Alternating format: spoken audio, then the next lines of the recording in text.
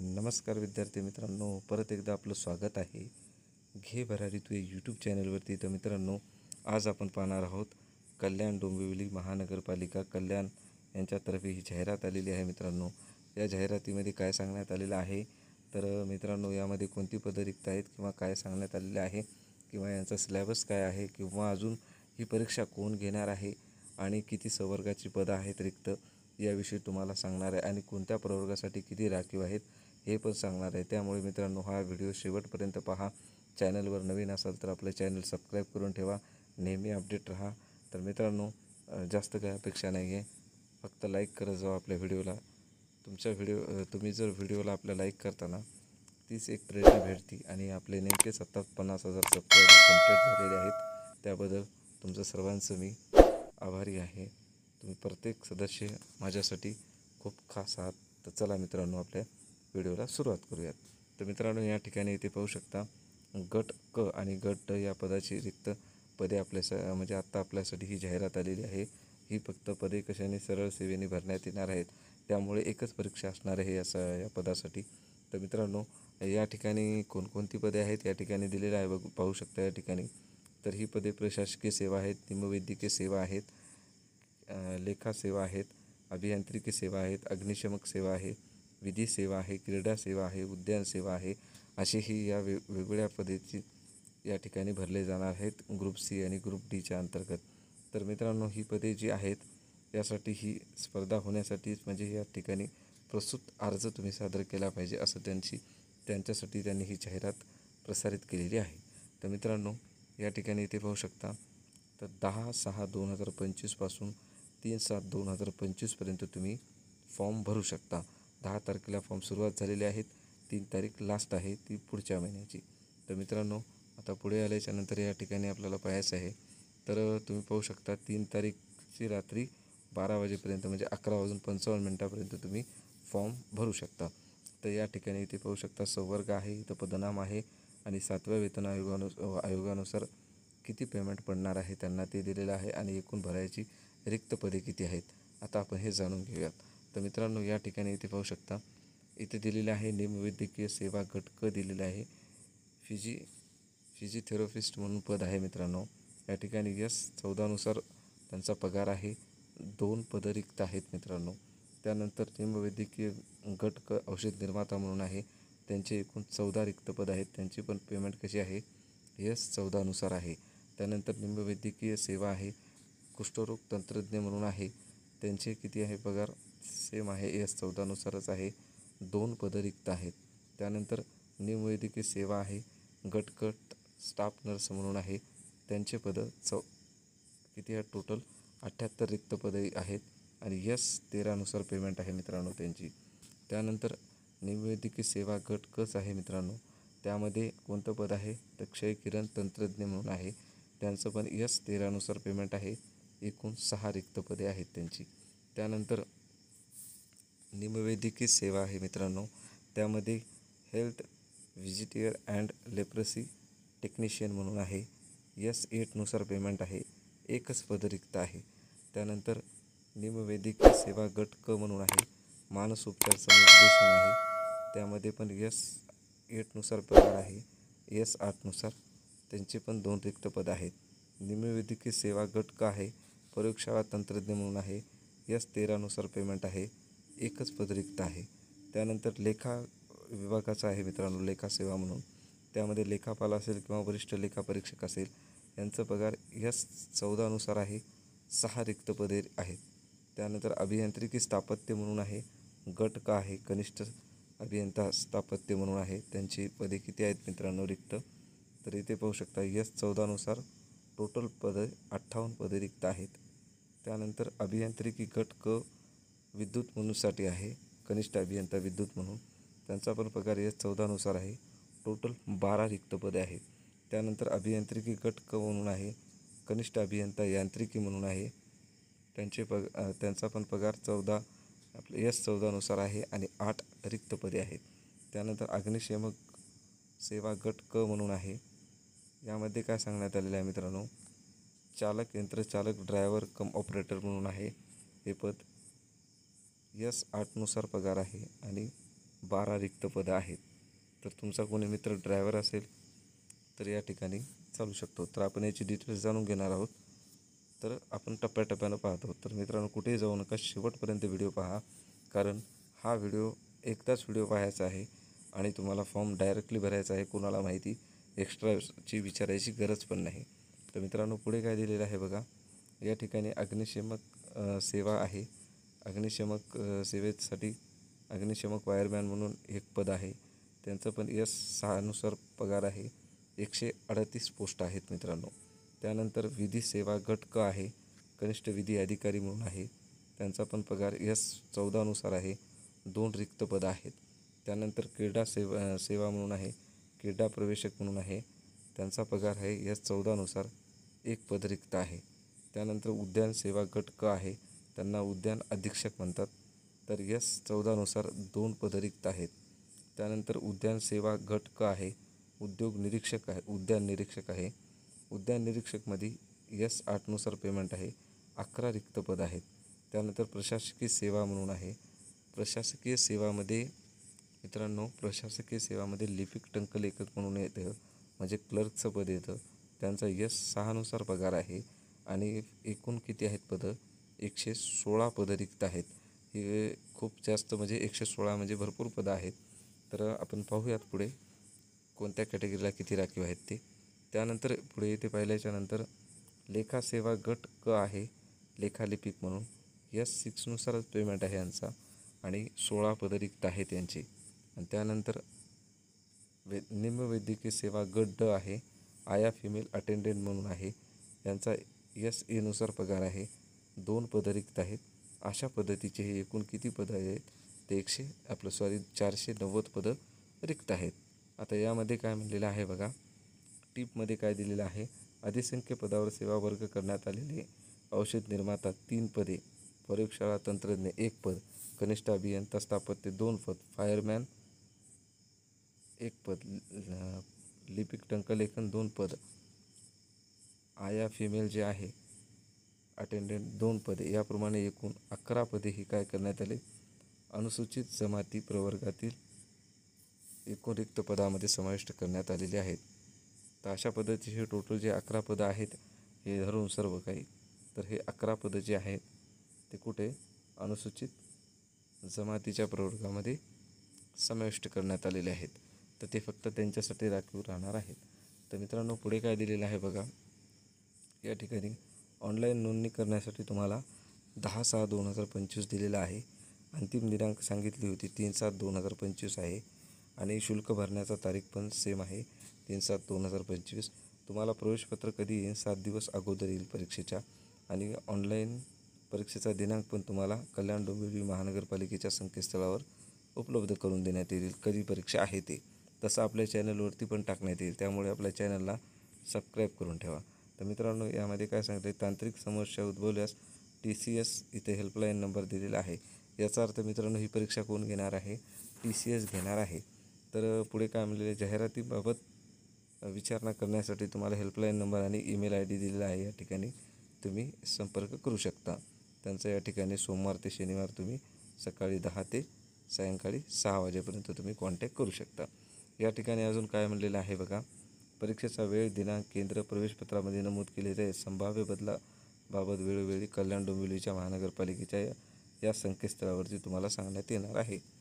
जे काही बदल झाले असतील ते. टोटल तुम्ही पाहिले असतील संवर्ग मित्रांनो किती आहेत? 21 संवर्ग आहेत. किती आहेत? 21 संवर्ग आहेत. त्याच्यामुळे आता आपल्याला 21 संवर्ग कोणकोणत्या कॅटेगरीला किती आलेले आहेत हे आता आपल्याला सर्व काही पाहायचं आहे. तर या ठिकाणी 2 दिलेले होते, तुम्ही पाहिले होते. हे फिजिओथेरपिस्ट म्हणून जे पद होते 2 होते. त्यामध्ये अनुसूचित जातीला दिलेलं आहे 1 पद आहे. ते बी सर्वसाधारणमध्ये आहे. त्यामध्ये महिला वगैरे काही नाही, म्हणजे असं स्पेशल महिलांसाठी म्हणून आहे. महिलांसाठी म्हणून नाही आहे, हे ते सर्वसाधारणसाठी आहे. त्यानंतर 1 खुल्या प्रवर्गासाठी सोडलेला आहे त्यांनी राखीव. अशा पद्धतीने त्यांनी 2 दिलेले आहेत. त्यानंतर इथं वेतन श्रेणी वगैरे पाहिली होती तुम्ही. त्यांच्यासाठी क्रायटेरिया काय लागतो, शैक्षणिक अर्हता काय असते, तर मान्यताप्राप्त विद्यापीठातून तुम्ही MPTH म्हणजेच तुम्ही झालेले पाहिजे. MPTH म्हणजे काय, फिजिओथेरपिस्ट अँड रिव्हॅलिटेशन असं झाले पाहिजे. पदवीधर उमेदवार असावा असं सांगण्यात आलेलं आहे. उपलब्ध न झाल्यास सदर पदवीधारक उमेदवाराचा विचार केला जाईल. त्यानंतर संबंधित कामाचा तुम्हाला 2 वर्षाचा अनुभव असावा असं सांगण्यात आलेलं आहे. त्यानंतर पुढे काय म्हणलेलं आहे, औषध निर्माता एकूण 14 पदं रिक्त आहेत. यामुळे अनुसूचित जातीला 1 पद दिलेलं आहे. अनुसूचित जमातीला 2 पद सर्वसाधारणला आहेत, 1 महिलांना ठेवलेलं आहे त्यांनी. विमुक्त जातीला या ठिकाणी 1 पद आहे, ते सर्वसाधारणसाठीच आहे. भटक्या जमातीला भजकला 1 जागा आहे, ते सर्वसाधारणसाठी आहे. इतर मागास वर्गाला बघा तुम्ही 2 जागा आहेत, त्यामध्ये 1 सर्वसाधारणला दिलेला आहे समांतर आरक्षणाशिवाय आणि 1 महिलांना ठेवलेली आहे राखीव. तर अशा पद्धतीने अजून या आर्थिक दुर्बल घटकांसाठी 1 जागा ठेवलेली आहे आणि खुल्यासाठी 4 होत्या, त्यामधल्या 2 सर्वसाधारणला ठेवल्यात, 1 महिलांना आणि 1 माजी सैनिकाला दिलेली आहे आणि 1 इथे दिव्यांगांना दिलेली आहे. तर मित्रांनो, त्यांच्यासाठी औषध निर्मात्यासाठी काय लागतं, तर मान्यताप्राप्त तुम्हाला विद्यापीठातून B.Pharm पदवी असावी आणि हे महाराष्ट्र फार्मसी कौन्सिल नोंदणी प्रमाणपत्र तुमच्याकडे असावं. जो काही ॲक्ट आहे 1948नुसार त्याच्यानुसार आणि तुम्हाला 2 वर्षाचा अनुभव असावा कामाचा. त्यानंतर कुष्ठरोग तंत्रज्ञ म्हणून आहे. तर मित्रांनो, हे पदं खूप कमी आहेत. आपण यामध्ये टाईमपास करण्यापेक्षा डायरेक्ट शैक्षणिक अर्हता पाहिजे आपल्याला. कुष्ठरोग तंत्रज्ञ म्हणून आहे, त्यांच्यासाठी 2 रिक्त पद आहेत. तर मित्रांनो, त्यांच्यासाठी काय लागतं, एज्युकेशन तर तुम्हाला 12वी तुमचं उत्तीर्ण असावं, ते विज्ञान शाखेतून. आणि त्यानंतर तुम्हाला 2 वर्षाचा पॅरामेडिकल लेप्रेसी टेक्निशियन अभ्यासक्रम पूर्ण केलेला असावा आणि शासकीय, निमशासकीय किंवा स्थानिक स्वराज्य संस्था किंवा खाजगी रुग्णालय असेल तिथे तुम्हाला 2 वर्षाचा कामाचा अनुभव असावा असं सांगण्यात आलेलं आहे. आता पुढे काय म्हणलेलं आहे मित्रांनो, स्टाफ नर्स म्हणून 78 पदं रिक्त होती. तर त्यांच्यासाठी काय लागतो शैक्षणिक क्रायटेरिया, तर या ठिकाणी तुम्ही इथे पाहू शकता, मान्यताप्राप्त विद्यापीठातून BSc नर्सिंग असावी किंवा तुम्ही महाराष्ट्र माध्यमिक उच्च माध्यमिक जे काही तुमची 12वी झाली असेल ते असावं किंवा तुमच्याकडं 12वी उत्तीर्ण असावं. ते बी तुम्ही नॉर्मली 12वी उत्तीर्ण असलं तरी चालतं, सायन्स असावं असं काही नाही. तुमच्याकडे BSc नर्सिंग नसेल तर तुम्ही 12वी उत्तीर्ण असावं आणि सोबत तुम्हाला Maharashtra nursing counselling general nursing. तर या ठिकाणी काय सांगण्यात आलेलं आहे, तुमची 12वी उत्तीर्ण असावी किंवा म्हणजे तुमचं BSc नर्सिंग असावं आणि त्याच्यासोबत तुम्ही BSc नर्सिंग नसेल तुमच्याकडे तर निदान तुम्ही 12वी उत्तीर्ण असून तुमच्याकडं कोणतं असावं, तर Maharashtra nursing counselling general nursing midwifery या विषयात पदविका असावी तुमची. आणि सोबत दुसरं काय म्हणले, स्टाफ नर्स किंवा मिडवाईफ या नियम म्हणून शासकीय किंवा निमशासकीय किंवा स्थानिक स्वराज्य संस्थेमध्ये तुम्ही काम केलेल्याचा 2 वर्षाचा अनुभव असावा असं सांगलेलं आहे. आणि तुमची नोंदणी महाराष्ट्र नर्सिंग कौन्सिलिंगमध्ये नोंदणी आवश्यक असावी, म्हणजे नोंदणी केलेली असेल तर तुम्हाला अप्लाय करता येते तुम्हाला. आता क्षय किरण तंत्रज्ञ आपल्याला बघायचं आहे.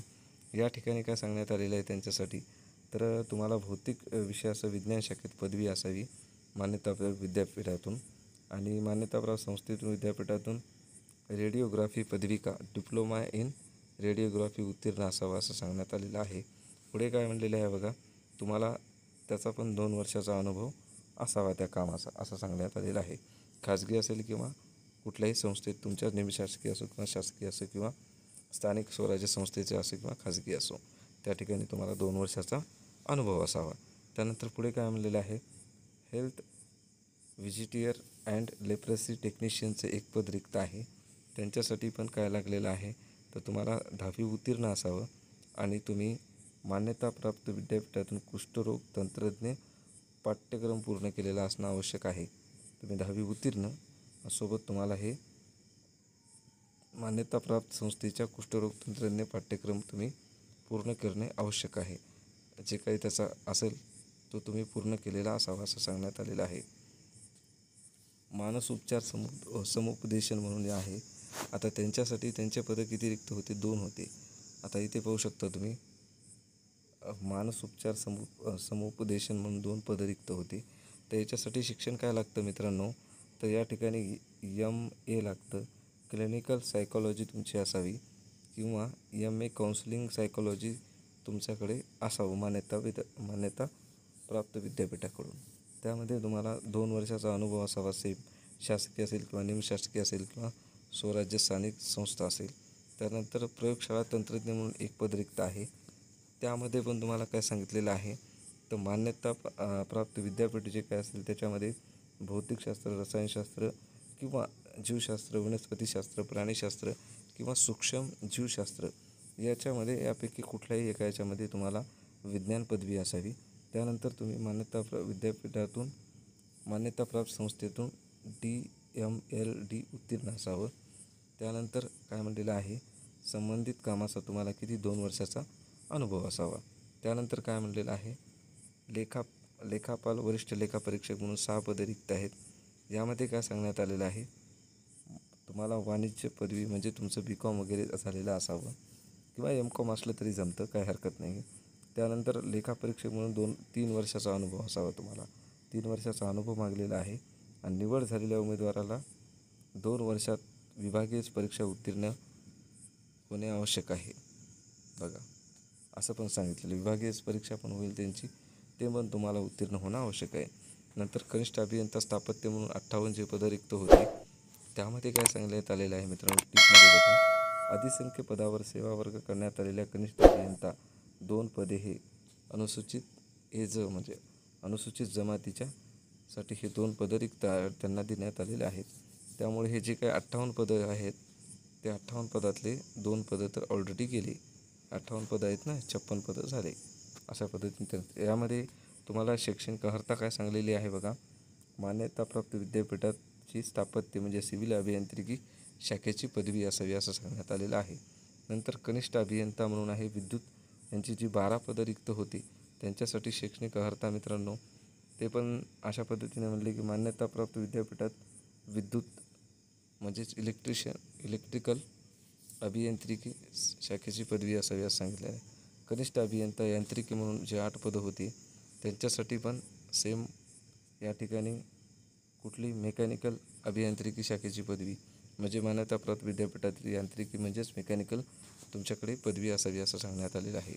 चालक आणि यंत्रचालक जे दिलेलं आहे, ड्रायव्हर कम ऑपरेटर, ही जी 12 पदं रिक्त आहेत यांच्यासाठी शैक्षणिक अर्हता मित्रांनो काय सांगण्यात आलेली आहे, तर या ठिकाणी तुमची 10वी उत्तीर्ण असावं, 10वी किंवा 12वी, माध्यमिक किंवा उच्च माध्यमिक असावं असं सांगण्यात आलेलं आहे. त्यानंतर तुमच्याकडे राष्ट्रीय राज्य अग्निशमन प्रशिक्षण केंद्र महाराष्ट्र शासन यांचा 6 महिन्याचा तुमच्याकडे प्रशिक्षण पूर्ण केलेला पाठ्यक्रम पूर्ण केलेला तुमच्याकडं असावं. त्यानंतर पुढे काय म्हणलेलं आहे, जे काय वैध जड वाहन चालवण्याचा परवाना आवश्यक आहे तुमच्याकडं. जड वाहन चालक म्हणून 3 वर्ष केल्याचा काम म्हणजे 3 वर्षाचा अनुभव असावा तुमच्याकडं. त्यानंतर वयोमर्यादा 30पेक्षा अधिक असू नये असं पण सांगण्यात आलेलं आहे. इथे शारीरिक पात्रता दिलेली आहे, तुमची उंची 165 सेंटीमीटर असावी आणि महिलांसाठी ही दिलेली आहे 157 सेंटीमीटर. तर मित्रांनो पुढे काय म्हणलेलं आहे बघा, इथे छाती सांगण्यात आलेली आहे. छाती 81 सेंटीमीटर दिलेली आहे आणि फुगून 5 सेंटीमीटर म्हणजे याचा अर्थ 86 सेंटीमीटर. महिलांना छातीची गरज नसते. त्यामुळे पुढे काय म्हणलेलं आहे, वजन 50 किलो पाहिजे, ग्रॅम लिहिले 50 किलोग्रॅम. त्यानंतर महिलांसाठी 46 पाहिजे. त्यानंतर दृष्टी चांगली असावी, विना चष्म्याची तुम्हाला 6x6 असावी. आणि पुढे काय म्हणलेले, इशारा हा चार्ट असतो त्यानुसार रंगदृष्टी चांगली असावी तुमचं असं सांगण्यात आलेलं आहे. अग्निशमक फायरमॅन म्हणून आहे 138 पद आहेत. यांच्यासाठी शैक्षणिक अर्हता तुम्ही या ठिकाणी ते पाहू शकता. तर यांचं पण एक पद अजला राखीव ठेवण्यात आलेलं आहे अनुसूचित जमातीला. तर या ठिकाणी तुमचं शिक्षण कोणतं असावं, 10वी उत्तीर्ण असावं तुम्ही आणि 6 महिन्याचा कोर्स पूर्ण केलेला असावा अग्निशमकचा. त्यानंतर वयोमर्यादा 30पेक्षा अधिक असू नये असं सांगण्यात आलेलं आहे. आणि टीप काय दिलेली आहे, जे माजी सैनिक असतील या जागेवर नियुक्त उमेदवाराकडे उपलब्ध असलेल्या 12 दिवस ते 30 दिवसाच्या प्रशिक्षण प्रमाणपत्राच्या आधारे नियुक्तीसाठी पात्र ठरण्यात येईल. मात्र त्यानंतर त्यांना राज्य अग्निशमक केंद्राचा 6 महिन्याचा समाधान पूर्ण केल्याचं नियुक्ती. म्हणजे या ठिकाणी काय सांगण्यात आलेलं आहे मित्रांनो, जे माजी सैनिक असेल त्यांना या ठिकाणी नियुक्ती देण्यात येईल याच्या अंतर्गत, पण त्यांना सर्टिफिकेटची गरज नाही. पण जॉईन झाल्याच्या नंतर त्यांना ते सर्टिफिकेट देणं कंपल्सरी आहे. तरच त्यांची नियुक्ती म्हणजे त्यांनी केलं आहे असं समाधानकारक झाल्याच्या नंतर त्यांची नियुक्ती देण्यात येईल असं त्यांना सांगण्यात आलेलं आहे. या ठिकाणी त्यांचे सेम आहे मित्रांनो, 165 सेंटीमीटर हाईट असावी. महिलांसाठी 157 आहे. छाती 80 आहे. फुगून 5 म्हणलं तर 86 होऊन जाते. आणि 50 किलो वजन महिलांसाठी 46 आहे. तर दृष्टी 6/6ची असं सांगण्यात आलेलं आहे. 6/6ची अशा पद्धतीने त्याने सांगण्यात आलेलं आहे. त्यानंतर पुढे काय म्हणलेलं आहे, कनिष्ठ विधी अधिकारी म्हणून 2 पदं जी रिक्त होते त्यांच्यासाठी शैक्षणिक अर्हता काय आहे, मान्यता विद्यापीठातून तुम्ही विधी शाखेची पदवी असावी तुमच्याकडे आणि तुम्हाला उच्च न्यायालय किंवा त्यांच्या अधिपत्याखाली जे इतर काही न्यायालय असतील त्याच्यामध्ये 3 वर्षाचा अधिवक्ता किंवा वकील म्हणून किंवा शासकीय स्थानिक स्वराज्य संस्थेतील संबंधित कामाचा किती 3 वर्षाचा अनुभव असणं तुम्हाला आवश्यक आहे. त्यानंतर पुढे काय म्हणलेलं आहे, क्रीडा प्रवेशक म्हणून जे पद आहे त्यासाठी या ठिकाणी काय म्हणलेलं आहे, कोणत्याही शाखेतील पदवी तुमच्याकडे असावी, पण तुमच्याकडे शासनमान्य BPED उत्तीर्ण असावं आणि स्पोर्ट अथॉरिटी ऑफ इंडिया साईकडील पदविका तुमच्याकडे असावी. त्यानंतर क्रीडा क्षेत्रातील संबंधित कामाचा किती 3 वर्षाचा अनुभव असावा असं सांगितलेलं आहे. उद्यान अधीक्षक म्हणून जे 2 पद आहेत त्यांच्यासाठी मित्रांनो, मान्यताप्राप्त विद्यापीठातून तुमच्याकडे BSc horticulture agriculture botany forestry पदवी, मान्यताप्राप्त विद्यापीठातील वनस्पतीशास्त्रातील पदवी तुमच्याकडे असावी. त्यानंतर काय म्हणलेलं आहे, शासकीय किंवा निमशासकीय किंवा स्थानिक स्वराज्य संस्थेतील कामाचा किती 3 वर्षाचा अनुभव तुमच्याकडं असणं आवश्यक आहे. उद्यान निरीक्षक जे 11 पदे रिक्त होती त्यांच्यासाठी मित्रांनो सेम आहे. BSc हॉर्टिकल्चर असेल, ॲग्रिकल्चर असेल, बॉटनी असेल, फॉरेस्ट्री पदवी असेल, ही तुमच्याकडे असणं आवश्यक आहे. या ठिकाणी कामाचा अनुभव मागितला नाही. त्यानंतर लिपिक टंकलेखन जे 116 पदं आहेत त्यामधले मित्रांनो यामध्ये पण 2 पदं तुम्हाला अनुसूचित जमातीला द्यायची आहेत. रिक्त पदे ठेवण्यात आलेली आहेत. यामध्ये तुम्हाला शैक्षणिक अर्हता काय सांगण्यात आलेली आहे, तर कोणत्याही विद्यापीठाची पदवी असावी तुमच्याकडं आणि तुमच्याकडं मराठी टंकलेखन किमान 30 किंवा इंग्लिश 40 तुमच्याकडं दोन्ही असणं, व म्हणले किंवा म्हणलं नाही त्याच्यामुळे तुमच्याकडे दोन्ही सर्टिफिकेट असणं गरजेचं आहे. त्यानंतर पुढे काय म्हणलेलं आहे, लेखालिपिक आहे. ही जी 16 पदं आहेत यांच्यामध्ये वाणिज्य शाखेची पदवी तुमच्याकडे असावं, म्हणजे BCom वगैरे झालेलं असावं तुमच्याकडं आणि यांना पण दोन्ही पण 30 आणि 40 टायपिंग लागते सर्टिफिकेट. त्यानंतर काय म्हणले, आया फिमेल अटेंडंट म्हणून आहे. यांच्यामधले जे काही शैक्षणिक अर्हता आहे यांच्यासाठी पण 10वी उत्तीर्ण आहे. आणि समोर काय म्हणलेलं आहे, तर तुम्हाला जे शासकीय असेल, निमशासकीय असेल किंवा स्थानिक स्वराज्य संस्थेच्या जे ट्रस्ट असतील किमान त्या ठिकाणी 50 बेड असलेल्या खाजगी रुग्णालयात तुम्ही कामाचा किती 2 वर्षाचा अनुभव तुमच्याकडे असावा असं सांगण्यात आलेलं आहे. तर या ठिकाणी आता आपल्याला परीक्षा शुल्क बघायचं आहे मित्रांनो. परीक्षा शुल्क तुम्ही इथे पाहू शकता किती आहे. तर खुल्या प्रवर्गासाठी मित्रांनो 1,000 रुपये आहे.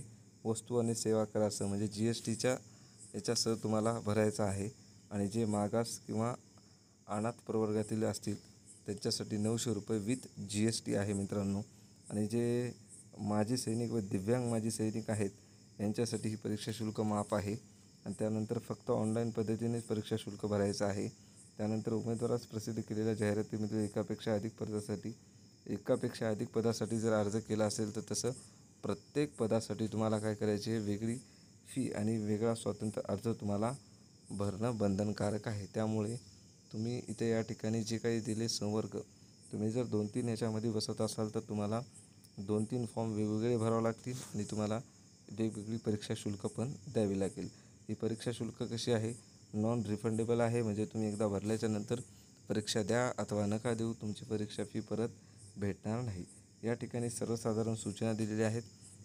तुम्हाला मराठी भाषेचं ज्ञान असणं आवश्यक आहे. त्यानंतर वरील जे काही पदं दिलेली आहेत त्यामध्ये पदामध्ये किंवा आरक्षणामध्ये घट किंवा वाढ होण्याची शक्यता असते. सदर परीक्षा स्थगिती करणे, सध्या रद्द करणे किंवा अंशतः बदल करणे, एकूण जे काही करायचं आहे ते सगळं कोणाचं असणार आहे, अधिकारी नियुक्तीचे जे काही आहेत त्यांच्या अधीन राहून ते असतील. म्हणजे जागा वाढवायच्या असतील, कमी करायच्या असतील किंवा परीक्षा घ्यायची असेल किंवा रद्द करायची असेल, हे सर्व काही निर्णय कोणाचे असतील तर त्या जे काही अधिकारी नियुक्त आहेत त्यांच्या प्राधिकरणासाठी राखून ठेवण्यात आलेले आहेत असं सांगण्यात आलेलं आहे. आता पुढे काय म्हणलेलं आहे, संबंधित पदाचा परीक्षेची जाहिरात अधिसूचना दिलेल्या सर्व सूचनांचे काळजीपूर्वक अवलोकन करूनच अर्ज सादर करावा. अर्जामध्ये दिलेल्या माहितीच्या आधारे पात्रता ग्राह्य धरली जाईल व त्याच्याच आधारे मूळ कागदपत्राची छाननी करून काही सर्टिफिकेट असेल, म्हणजे तुम्ही जे फॉर्म बरोबर सबमिट केलेलं आहे तेच सर्टिफिकेट तुमच्याकडे असणं बंधनकारक आहे. जर तुम्ही एक माहिती दिली आणि एक माहिती जर त्या ठिकाणी लपवली तर ती माहिती चुकीची आहे आणि तुम्ही त्या ठिकाणी पात्र राहणार नाही. त्यानंतर महिला जे उमेदवार आहेत त्यांच्या नावामध्ये काही बदल झाला असेल तर लग्नापूर्वीचा आणि लग्नानंतर त्यासाठी तुम्हाला जे काही आवश्यक कागदपत्र म्हणजे विवाह नोंदणी केलेला असेल दाखला ते तुमच्याकडं असावा लागतो. पत्रव्यवहारासाठी स्वतःचा पत्ता इंग्रजीमध्ये लिहावा असं सांगण्यात आलेलं आहे. या ठिकाणी भलेही मराठीमध्ये असेल पण त्या ठिकाणी डिफॉल्ट तुम्हाला इंग्लिशमध्ये पत्ता तुम्हाला द्यावा लागतो.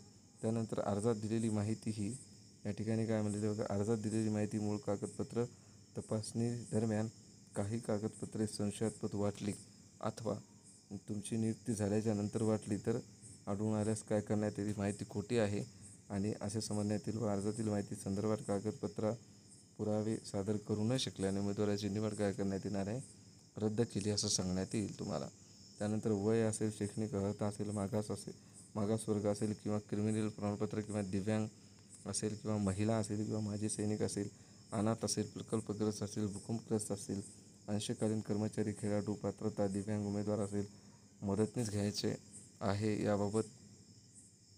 याबाबत न चुकता अर्जामध्ये स्पष्टपणे व निर्विवादपणे दावा करणे आवश्यक आहे. अर्जातील संबंधित रकान्यात स्पष्टपणे दावा केला नसल्यास संबंधित दाव्याचा विचार केला जाणार नाही व उमेदवाराने अर्ज सादर केल्यानंतर त्यामध्ये कोणत्याही प्रकारचा बदल केला जाणार नाही. बघा, ध्यानात ठेवा.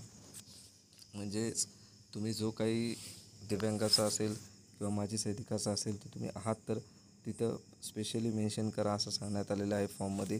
तेच तुम्ही केलात तर तेच तुमचा दावा आहे. नंतर तुम्ही त्याच्यामध्ये नाही सर मी असं होतो तसं केलोच नाही त्या ठिकाणी म्हणलं तर ते ग्राह्य धरला जाणार नाही. त्यानंतर काय म्हणलं, ज्या उमेदवारांना यापूर्वी त्यांचे नाव रोजगार, स्वयंरोजगार किंवा तुमची ज्या ठिकाणी तुम्ही नोंदणी केलेली आहे ते तिथं नाही तर या ठिकाणी तुम्हाला काय करायचं, स्वतंत्रपणे अर्ज सादर करायचा आहे असं सांगण्यात आलेलं आहे. त्यानंतर पुढे काय म्हणलेलं आहे आपण महत्त्वाचं बघूयात. या ठिकाणी काय म्हणलेलं आहे बघा, महाराष्ट्र शासन सामान्य प्रशासन विभाग दिलेला आहे. या ठिकाणी 10वी-12वी उत्तीर्ण, माध्यमिक उत्तीर्ण न होता, जर त्याने 10वी-12वी उत्तीर्ण न होता जर यशवंत म्हणजे मुक्त विद्यापीठातून जर त्यानं हे केले असेल, डिग्री केली असेल तर 10 डिसेंबर 1998 आणि विद्यापीठ अनुदान आयोग UGC मान्यता प्राप्त आहे अशा मुक्त विद्यापीठातून पदवी धारण करणाऱ्या उमेदवारांना लेखापाल, वरिष्ठ लेखापाल, लिपिक, टंकलेखन, लेखापरीक्षक पदाकरता अर्ज करता येईल. तसेच ज्या पदावर सेवा प्रवेश नियमित 10वी-12वी माध्यमिक परीक्षा उत्तीर्ण असणे अशी किमान पदवी अर्हता केलेली आहे. त्याबाबतीत महाराष्ट्र शासन शिक्षण मंडळ माध्यमिक, उच्च माध्यमिक शालांत परीक्षा उत्तीर्ण असलेल्या मात्र यशवंतराव चव्हाण मुक्त विद्यापीठ पूर्व परीक्षा उत्तीर्ण होऊन परीक्षेचे प्रथम वर्ष उत्तीर्ण झालेल्या वा यशवंतराव चव्हाण मुक्त विद्यापीठात पदवी धारण केलेली आहे अशा उमेदवारांना 10वी-12वी उत्तीर्ण अर्हता आवश्यक असणाऱ्या पदाकरता अर्ज करता येईल. बघा मित्रांनो, जर तुम्ही 10वी-12वी नापास असाल आणि तुम्ही एक प्रवेश परीक्षा असते YCMUची ती देऊन सुद्धा तुम्ही डिग्री मिळवू शकता. जर तुम्ही ती पूर्वपरीक्षा ती पास होऊन तुम्ही जर फर्स्ट इयरला असाल तर तुमची 12वी आहे असं समजण्यात येईल असं त्यांनी सांगलेलं आहे या ठिकाणी. त्यामुळे तुम्ही तशा पद्धतीची डिग्री केली असेल तरी तुम्ही त्यासाठी इलिजिबल आहात असं या ठिकाणी सांगण्यात आलेलं आहे. तर पुढे काय म्हणलेलं आहे बघा, तर महाराष्ट्र शासन, केंद्र शासन, स्थानिक स्वराज्य संस्था व इतर सेवेतील असलेल्या उमेदवारांना विहित नमुन्यातील अर्ज ऑनलाईन पद्धतीने सादर करावा. त्यामुळे ज्यांनी ज्या पदासाठी अर्ज केला असेल त्या पदाचे नाव, जाहिरातीतील संदर्भ व अर्ज स्वीकारण्यासाठी विहित केलेल्या अंतिम दिनांक इत्यादी तपशील आपल्या विभाग कार्यालय प्रमुखांना कळवावा आणि आपला अर्ज विचारात घेतला जाण्यास कोणतेही आक्षेप असल्यास अर्ज स्वीकारण्याच्या अखेरच्या दिनांकापासून 30 दिवसाच्या आत जसे महानगरपालिका आयुक्त, कल्याण डोंबिवली महानगरपालिका यांना परस्पर कळवण्याची विनंती आपल्या विभाग कार्यालयाच्या प्रमुखांना करावी. जर तुम्हाला इतर सेवेत तुमचं काही पद्धतीने अर्ज केलेला असेल तर त्यामुळे तुम्ही जे काही तुम्हाला काही कळवायचं असेल तर तुम्ही तुमच्या जवळच्या याला कळवा, म्हणजे ते तिथं कळवतील असं सांगण्यात आलेलं आहे. तर पुढे या ठिकाणी काय म्हणजे वयोमर्यादा दिलेली आहे. तर खुल्या प्रवर्गासाठी तुम्ही पाहू शकता किमान किती आहे, 18 आहे आणि 38 ते 43 वर्षापर्यंत तुम्ही फॉर्म भरू शकता. त्यानंतर दिव्यांग असेल त्यांना 45 वर्षासाठी आहे. आणि पुढे काय म्हणलेलं आहे, जे माजी दिव्यांग सैनिक आहे त्यांच्यासाठी पण 45 वर्षाची आहे.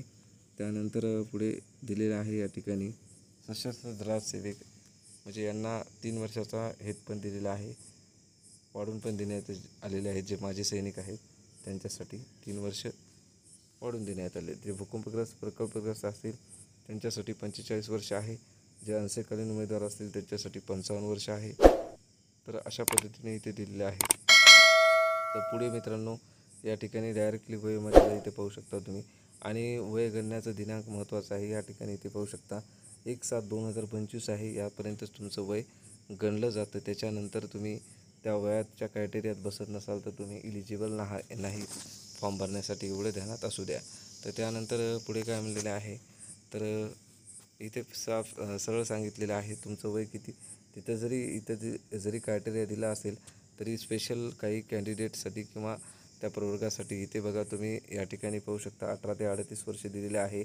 आणि मागास किंवा अनाथ असेल त्यांच्यासाठी 43, खेळाडू असेल 43, भूकंपग्रस्त प्रकल्पग्रस्त दिव्यांग असेल त्यांच्यासाठी 45 आहे. जे पाल्य उमेदवार आहेत स्वातंत्र्य सैनिकाचे त्यांच्यासाठी 45 आहे. जे माजी सैनिक आहेत त्यांच्यासाठी 45+3 आहे 48 आहे. आणि जे अंशकालीन उमेदवार आहेत त्यांच्यासाठी 55 आहे. तर या ठिकाणी त्यांनी काय केलेलं आहे, फक्त यांना अपवाद ठेवण्यात आलेला आहे. ज्या ठिकाणी यंत्रचालक आहेत, यंत्रचालक जे म्हणून आहे, ड्रायव्हर कम ऑपरेटर आहे किंवा हे जे 14 नंबरचं पद आहे अग्निशमक फायरमॅन आहे त्यांच्यासाठी फक्त 30 वर्षाची अट ठेवण्यात आलेली आहे. त्यामुळे तुम्ही म्हणसाल की सर इथं तर वयोमर्यादा खूप दिलेली आहे आणि तिथं कसं काय, तर तशा पद्धतीने त्यांनी आधीच सांगितलेलं आहे, ते आठवणीत राहू द्या. त्यानंतर सर्वसाधारण सूचना देण्यात आलेल्या आहेत या ठिकाणी. तर सूचना काय आहेत ते आपण महत्त्वाच्या तेवढ्या पाहूयात. या ठिकाणी तेवढं काही विशेष नाही दिलेलं आहे. तर फक्त तुम्हाला अर्ज सादर करताना नॉन क्रिमिनल काय करायचं आहे, जे काही आहे ते वैध टाकायचं आहे, म्हणजे जे एक्सपायर नाही झालं ते टाकायचं आहे. या ठिकाणी जे सध्याच्याला चालू आहे ते टाकायचं आहे. त्यानंतर पुढे काय म्हणलेलं आहे आपल्याला बघायचं आहे.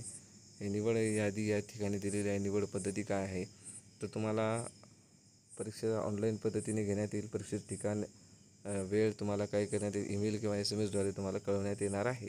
त्यामुळे आणि तसंच वेळोवेळी तुम्हाला संकेतस्थळाला पण भेट द्यायचं आहे कल्याण डोंबिवली महानगरपालिकेच्या. त्यानंतर पुढे काय म्हणलेलं आहे बघा, या ठिकाणी सदर सर्व पदासाठी मौखिक परीक्षा घेतली जाणार नाही. मात्र निवड सूचीतील उमेदवारांनी त्या उमेदवारांनी सादर केलेल्या कागदपत्राच्या सत्यता पडताळणीसाठी डॉक्युमेंट व्हेरिफिकेशन समकक्ष किंवा समक्ष उपस्थित राहावं असं सांगण्यात आलेलं आहे. म्हणजे जे काही तुम्ही डॉक्युमेंट फॉर्म भरलेला आहे त्या व्यक्तीने तिथे उपस्थित राहायचं आहे डॉक्युमेंट व्हेरिफिकेशनच्या वेळेस. मौखिक चाचणी म्हणजे अर्थात मुलाखत नाही आहे त्या ठिकाणी. तर पुढे काय म्हणले, उमेदवाराची निवड निव्वळ गुणवत्तेच्या आधारे केली जाईल. गुणवत्ता यादीतील अंतर्भाव करण्यासाठी खुल्या प्रवर्गातील उमेदवारांनी एकूण गुणाच्या किती 50% आणि मागासवर्ग उमेदवारांनी 45% गुण प्राप्त करणे आवश्यक आहे. परीक्षेकरता प्राप्त उमेदवारांना मिळालेल्या सामान्यीकरण म्हणजेच नॉर्मलायझेशन यादी या ठिकाणी टाकून नंतर प्रसिद्ध करण्यात येणार आहे संकेतस्थळावरती. अशा पद्धतीने यांनी सांगितलेलं आहे. तर या ठिकाणी काय म्हणलेलं आहे, इथं दिलेलं आहे बघा, प्रवर्गनिहाय पदसंख्या दिलेली आहे. 100% 5 जागा अधिक असेल. रिक्त पदे हे अधिक रिक्त पदाच्या 100% किंवा 5 यापैकी जे अधिक असेल ते असेल. असं या पद्धतीने या ठिकाणी 50पर्यंत सांगितलेलं आहे. 50हून अधिक जे काय असतील त्या ठिकाणी सांगण्यात आलेलं आहे, बघून घेऊ शकता इथे तुम्ही. त्यानंतर पुढे काय म्हणलेलं आहे, सर्वसाधारण जे काही गुन्हा असतील ते 10वी-12वीच्या किंवा वयोश्रेष्ठतेनुसार ठेवण्यात येणार आहे. त्याच ठिकाणी सर्वसाधारण सूचना आणि अटी दिलेल्या आहेत. जर तुमच्याकडे MSCITचं प्रमाणपत्र नसेल तर तुम्हाला काय करायचं आहे, तर तुम्ही फॉर्म भरू शकता. पण या ठिकाणी काय म्हणलेलं आहे एकदा वाचून घेऊया आपण बघायचा. शैक्षणिक अर्हतेव्यतिरिक्त सर्व पदासाठी अर्ज करताना उमेदवाराच्या नेमणुकीसाठी शासनाने वेळोवेळी आदेश काढून निश्चित केलेले असे संगणक हाताळणी वापराबाबतचे ज्ञान महाराष्ट्र राज्य उच्च तांत्रिक शिक्षण मंडळ मुंबई यांच्याकडे अधिकृत MSCIT किंवा जे काही असेल सोसायटीचे अधिकृत CCC किंवा ABC स्तरपैकी जे कोणती एक परीक्षा उत्तीर्ण झाले असल्याचे प्रमाणपत्र व जे काही एक अतिरिक्त आवश्यक आहे अर्हता महाराष्ट्र शासनाची, ते तुमच्याकडे असणं आवश्यक आहे या ठिकाणी सांगण्यात आलेलं आहे MSCITचं. या ठिकाणी काही सांगण्यात आलेलं नाही 1-2 वर्षाचं तुम्हाला काही कंजेशन वगैरे वाढून देण्यात आलेलं नाही आणि तुमच्याकडे टायपिंग असावी असं सांगण्यात आलेलं आहे. हे कंपल्सरी आहे 30-40 आणि MSCIT पण. त्यानंतर पुढे काय म्हणलेलं आहे, तर तुम्हाला ज्यावेळेस तुमची निवड होईल त्यावेळेस तुम्हाला चारित्र्य प्रमाणपत्र तुम्हाला तुमच्या जवळच्या पोलीस स्टेशनमधून काढून त्या ठिकाणी द्यायचं आहे आणि फॉर्म भरताना तुम्हाला लहान कुटुंबाचं प्रतिज्ञापत्र पण तुम्हाला त्या ठिकाणी अपलोड करायचं आहे. त्यानंतर पुढे काय म्हणलेलं आहे, अजून पुढे बघा या ठिकाणी एक मिनिट, या ठिकाणी काय म्हणलेलं आहे बघा, हे महत्त्वाची गोष्ट आहे, हे आहे न्यूज. अग्निशमक सेवेतील सर्व पदाकरता ऑनलाईन परीक्षेकरता 100 गुण व मैदानी चाचणी परीक्षेकरता 100 गुण अशा पद्धतीची 200 गुणाची परीक्षा असेल आणि इतर सर्व पदासाठी 200 गुणाची ऑनलाईन परीक्षा असेल. म्हणजे यांच्यासाठी 100 ऑनलाईन परीक्षा याची आहे आणि 100 ऑनलाईनची आहे. तर पेपर आहे 100चा आणि 100 फिजिकल आहे. जे फक्त अग्निशमक जे काही आहेत अग्निशमक पदासाठी फॉर्म भरणारे त्यांच्यासाठी आहेत. या ठिकाणी खेळाडूच्या आरक्षणासंदर्भात दिलेलं आहे. त्यानंतर पुढे काय म्हणलेलं आहे, दिव्यांगाच्या आरक्षणासंदर्भात सांगण्यात आलेलं आहे. तर पुढे या ठिकाणी दिव्यांगाचं दिलेलं आहे. मदतनीस वापरण्याकरता दिव्यांगांना सूचना दिलेली आहे. त्या ठिकाणी अनाथ असेल अनाथाच्या आरक्षणासंदर्भात, नॉर्मलायझेशनच्या संदर्भात दिलेलं आहे या ठिकाणी. तर अशा पद्धतीने ही माहिती होती मित्रांनो. तर पुढे काय म्हणलेलं आहे, या ठिकाणी अग्निशमक जे मुलं आहेत त्यांच्यासाठी मैदानी चाचणी कशी घेण्यात येणार आहे बघा. 1600 मीटरचा आहे मित्रांनो हे राऊंड पूर्ण करायचा. त्या ठिकाणी इकडे द्यायचे गुण आहेत, 30 गुण देणार आहेत ते 1600 मीटरसाठी. तर 5 मीटर किंवा 5 मीटर 10 सेकंद किंवा त्यापेक्षा कमी जर आलं तर 30 गुण म्हणजे 30पैकी 30 भेटणार आहेत आणि 5 मिनिट 10 सेकंदाच्या जास्त, परंतु 5 सेकंद 30 मिनिटाच्या आत आले तर 27 गुण देणार आहेत आणि 5 मिनटं 30 सेकंदापेक्षा जास्त परंतु 5 मिनटात 50 सेकंद किंवा त्यापेक्षा कमी असेल तर 24 गुण देण्यात येणार आहेत. या ठिकाणी 5 मिनिट किंवा हे अशा पद्धतीचे या ठिकाणी गुण डिस्ट्रीब्यूट केलेले आहेत मित्रांनो. इथे पाहू शकता तुम्ही. आता मी इथपर्यंत सांगितलं होतं, बघून घ्या खालचं तुम्ही. तर अशा पद्धतीने इथे दिलेलं आहे. त्यानंतर जे पुढे काय म्हणलेलं आहे बघा, जमिनीच्या 33 फूट उंचीवरील खिडकीस असलेल्या, बघा जमिनीपासून किती 33 फूट उंचीवर खिडकीवर असलेल्या 46.4 वरील उंचीच्या ॲल्युमिनियम एक्सटेन्शन शिडीवरून खिडकीपर्यंत वर चढून त्या शिडीने खाली उतरणे. आरंभ रेषेपासून शिडी 20 फूट अंतरावर असेल त्याच्यासाठी 20 गुण देण्यात येणार आहेत. तर या ठिकाणी सांगितलं 20 सेकंदात जर तुम्ही पार केलं तर 20 गुण भेटणार आहेत. तर त्याच्यानुसार इथे या ठिकाणी दिलेलं आहे, बघून घेऊ शकता तुम्ही. तर त्या याच्यानुसार तुम्ही जेवढा कमी कालावधी लावसाल त्याच्यानुसार तुम्हाला ते गुण देणार आहेत. त्यानंतर काय म्हणलेलं आहे, 50 kg वजन आहे, 50 kg तुम्हाला खांद्यावरती घेऊन पळायचं आहे. चौकोनी मार्गाने 60 मीटरपर्यंत तुम्हाला धावायचं आहे. तर या ठिकाणी इथे मार्क दिलेले आहेत, तुम्ही इथे पाहू शकता. 20 सेकंदात जर पोहोचला तर 20 गुण तुम्हाला देणार आहेत. अशा पद्धतीचे इथे गुण डिस्ट्रीब्यूट केलेले आहेत. त्यानंतर पुढे काय म्हणलेलं आहे, 20 उंच जे काही फूट असेल 20 फूट उंचीवरून तुम्हाला रस्सीवर चढायचं आणि उतरायचं आहे. हे 20 गुण देण्यात येणार आहेत याचे पण तुम्हाला. तर या ठिकाणी हे पण असं केलेलं आहे, डिस्ट्रीब्यूट केलेलं आहे. त्यानंतर महिलांसाठी इथे दाखवलेलं आहे. तर अशा पद्धतीची ही माहिती होती मित्रांनो. माहिती कशी वाटली नक्कीच कळवा. माहिती आवडली असेल तर लाईक करा, शेअर करा आणि आपल्याला चॅनलला सबस्क्राईब करा. थँक्यू मित्रांनो.